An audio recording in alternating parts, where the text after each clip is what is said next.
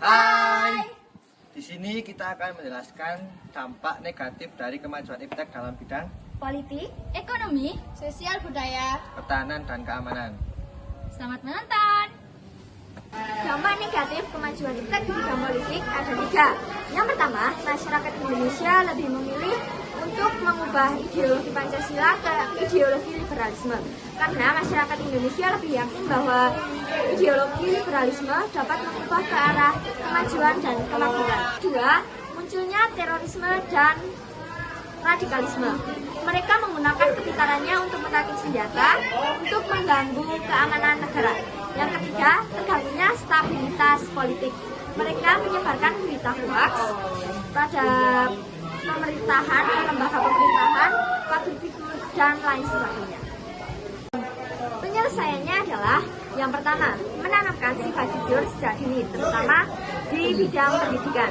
Yang kedua adalah menanamkan jiwa nasionalisme, cinta tanah air, dan rela berkorban. Yang ketiga, memberikan edukasi tentang tindak pidana korupsi.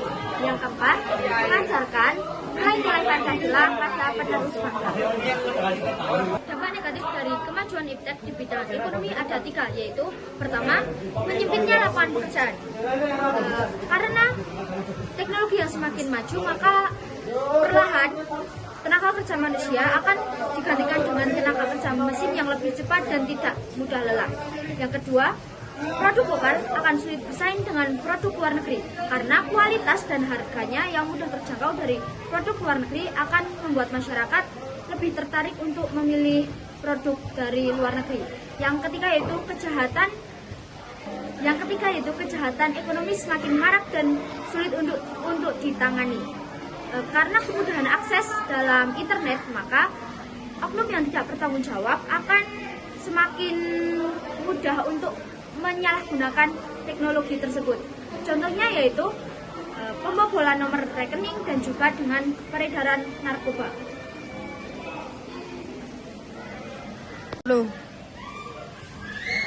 Untuk mengatasi masalah dampak negatif dari iptek di bidang ekonomi ini, maka yang pertama harus kita lakukan yaitu jika kita pengusaha, maka kita harus terus berinovasi untuk membuat produk kita mampu bersaing dengan produk-produk yang lain. Yang kedua yaitu kita harus membatasi diri kita dalam mengakses internet agar tidak terjerumus ke dalam hal-hal yang negatif tersebut. Yang ketiga, pemerintah harus berusaha untuk mengurangi produk luar yang akan masuk ke dalam Indonesia. Dampak negatif dari perubahan sosial budaya antara lain menurunnya nilai-nilai tradisional dan identitas budaya. Perubahan sosial budaya dapat menyebabkan masyarakat kehilangan nilai-nilai tradisional dan identitas budaya yang menjadi ciri khas. Untuk menghadapi pengaruh negatif globalisasi dalam bidang sosial budaya, kita harus memiliki sikap yang pertama, menyaring setiap budaya asing yang masuk ke dalam negeri. Yang kedua, mempromosikan budaya asli dari Nusantara ke seluruh negeri, bahkan sampai ke luar negeri. Yang ketiga, membanggakan dan menyukai produk-produk buatan dalam negeri. Yang keempat, melindungi budaya asli Indonesia agar tidak hilang seiring zaman dan tetap dilestarikan.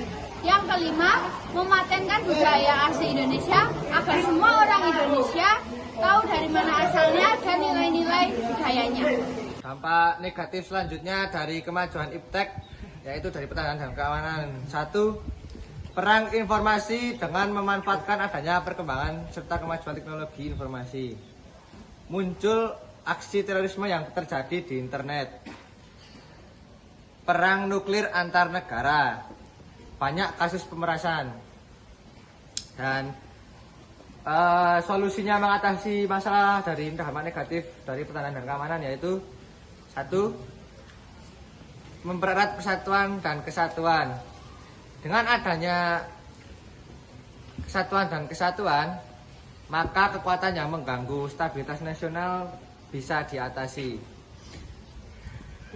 Dan solusi untuk mengatasi dampak negatif dari pertahanan dan keamanan di kemajuan iptek 1. Mempererat persatuan dan kesatuan.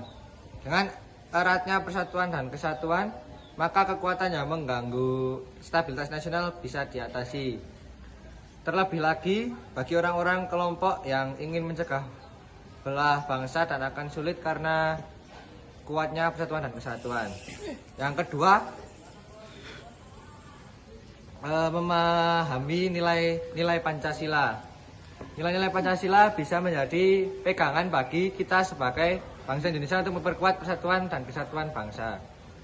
Kuatnya nilai-nilai Pancasila dalam diri bangsa Indonesia bisa membuat orang atau kelompok yang ingin memecah belah bangsa menjadi kesulitan.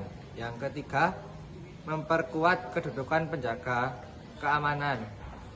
Penjaga keamanan yang bisa diperkuat di Indonesia adalah TNI dan Polri.